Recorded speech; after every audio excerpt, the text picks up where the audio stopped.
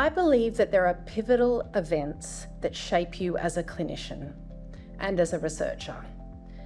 And there are two that stand out for me in my career that have inspired my career trajectory and my passion for women's heart disease. And I want to talk to you about these just briefly. And the first was Andrea.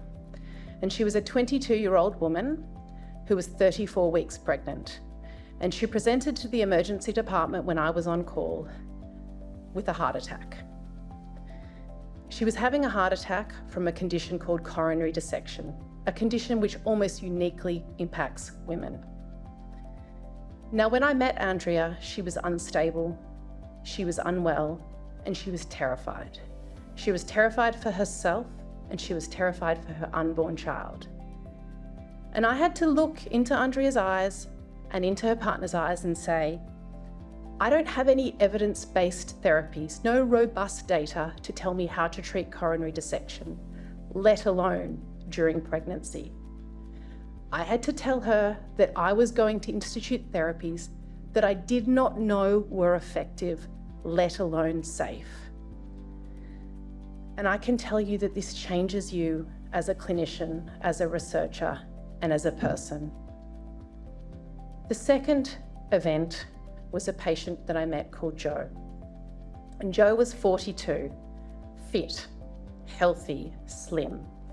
And Jo had had classic cardiac chest pain, increasing in intensity for months. I think she used the term elephant sitting on my chest.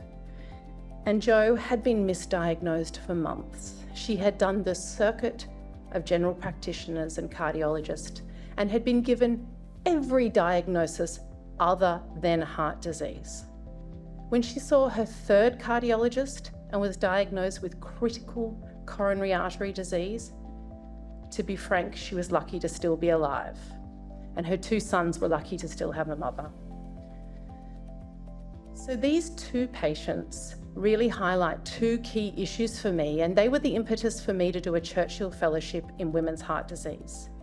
The first, the lack of data and research in women's heart disease. And the second, the incredible bias in diagnosis and treatment that women face. And the Lancet said it best.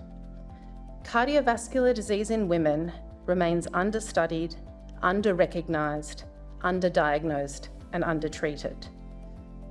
Right now, about 30% of female deaths every year in Australia are due to heart disease. We lose about 22 women per day. But I'm not sure how many of you know that when a woman has a heart attack, she's about twice as likely to die within the 6 to 12 months after the event as compared to a man. Now, my team is particularly passionate about dealing with these inequities. One of the other things that we see that faces women is that we are all walking around in the community with a very high burden of undiagnosed but modifiable risk factors: high blood pressure, diabetes, high cholesterol. Now, I've just told you about the burden of cardiovascular disease, but I'm not sure if everyone realises we have no national screening program for cardiovascular disease for women or for men. So we rely on opportunistic screening. Well, it just so turns out that doesn't do very well for women.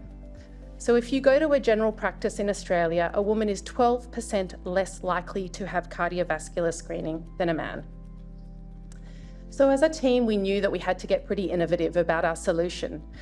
And we looked to the breast screen community because, to be perfectly honest, they are doing a phenomenal job. So breast screen is publicly funded and available to women of middle and late middle age, and it is incredibly well attended. So 50% of women will attend every 2 years for their screening mammogram. And that is also important to note that it's very well attended across socio-demographic groups, rural and remote areas. But I think what's less well known is that there are things on a screening mammogram that predict cardiovascular risk. So things like breast arterial calcification. Breast arterial calcification is there to see with the naked eye, but it is largely ignored and not reported. So we were lucky enough to find something called the life pool cohort. This is 50,000 Australian women who agreed to let people review their routine mammograms, just done for routine clinical care, and to look at their health outcomes. And we were able to use machine learning to develop an algorithm based solely on the mammogram and a woman's age, nothing else, that could accurately predict her risk of a major adverse cardiovascular event. A 2-for-1 screening test with no additional risk, no additional tests. Now, we were pretty chuffed when we did that. We think we'd done a pretty good job, and we published it in a pretty impressive journal and kind of, I suppose, possibly thought our job was done. What happened next was incredible. So we had about 120 news stories. We had people reaching out to us from everywhere. I spoke on Channel 9, I spoke on ABC. Last night, I spoke to the BBC. But even more importantly than that, we had over 200 women contact us. Where can I get my cardiovascular screening with my mammography? Women want change, and I think it's absolutely imperative that we push for change.